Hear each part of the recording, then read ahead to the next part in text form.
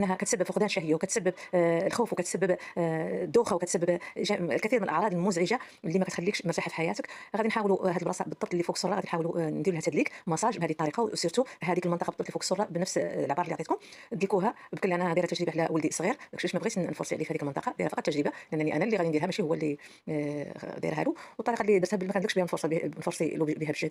المهم قلنا لكم غادي تمشيو لهذه البلاصه مثلا اللي فوق السره، وغادي تحاولوا ديروا لها مساج بطبيعه الحال. ما غاديش تفرصوا بزاف، ولكن هذيك المنطقه بالضبط غادي تحاولوا دلكوها بهذه الحركه عكس عقارب الساعه وفي اتجاه عقارب الساعه، يعني على اتجاهين تمشوا بحال هذا الاتجاه وترجعوا ثاني دوزوا اليمين من الجهه اليمنى الى الجهه اليسرى على شكل الحركه الدائريه باش نمسدوا هذه المنطقه اللي قلنا بانه الخلع اسبابها مزعجه، وكاين الخلع اللي صعبه وهي الحل ديالها كتعالج، ولكن الحل ديالها انها في اقرب وقت. يعني مثلا اللحظه اللي وقعت لك الحادثه ولا وقعت لك صدمه ولا شدتك الخلع وحسيتي بها، على الاقل تعالجيها في هذيك المده قبل ما يدوز هذاك الشهر. هذيك المده اللي انت حسيتي بها تعالج. هي الا طولت الخلع وشدت في الانسان وطولت فيه صعيب باش تعالج، لانها علاش كيقولوا هما صعيب باش تعالج؟ عندهم تفسيرات، كيقولوا ضرب عليها المس، كيقولوا صافي كتطول، يعني كتولي تتكور دوك الليمف اللي فيه دوك الكرات اللي فيه اللي كتكون تما مكركبه، كتتكون وكتشد في العروق وكتولي قاصحه، يعني ما عندهاش علاج الا كانت طولت. من بعد منين ديروا مساج ديك على الاقل مده 5 دقائق، حاولوا تدلكوا نتوما في هذه المنطقه. غادي نحاولوا نمسحوا هذاك الزيت اللي متبقي باش نبداو نكملوا خدمتنا في هذه العمليه. المهم الخلع نتوما كتعرفوها صعبه جدا، ما كيحس بها غير اللي كيعاني منها فقط. هي تديرونجي في حياتك كامله، ما عندهاش حل فقط غير علاجها.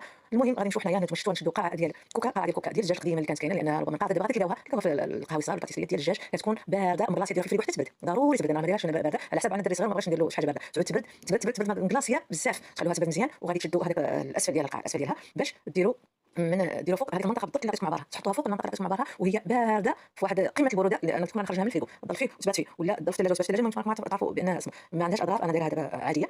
المهم هذه العمليه زينه تحطوها فوق هذه المنطقه وتخلوها واحد شويه دقيقه ولا دقيقتين.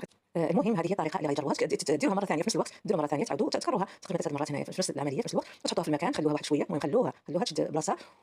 غادي نقول لكم بان هذه الطريقه ديال الخلع بهذه الطريقه كتعالج كذلك بونزوي. ديجا الناس في القدام كانوا كيعالجوا به بونزوي اكثر من 20 سنه. هذه واحد السيده قالت لنا الله يذكرها بخير، يعني ممكن يعالجوا بها بونزوي. هذه الطريقه ممكن، يعني لان بونزوي تقريبا اعراض بحال اعراض الخلع، واصلا كيتكون من الخلع، هو حتى هو كيجي من الخلع، لان كلشي تقريبا اعراض بونزوي اعراض الخلع، كاين اللي كيدير ليكي، ولكن نفس الطريقه اللي غتعالجي بها الخلع غتعالجي بها بونزوي.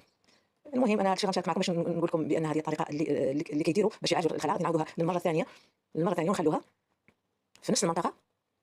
كيف قلنا كتكون بارده القاعده ديال الدجاج، لانها كتشد البروده ماشي بحال القاعده ديال البلاستيك. باش انا ضبطت عليها وجبتها لانها قليله، ولات كاينه قليله وانا عارفه هي اللي كانوا كيستعملوا في هذه النقطه ديال الخلع ولا بونزوي. داكشي علاش انا ضبطت عليها باش نشارك معكم هذا الفيديو تستافدوا منه. الله يعافينا ويعافيكم. المهم انتم غادي ديروا هذه الطريقه اللي قلتها لكم.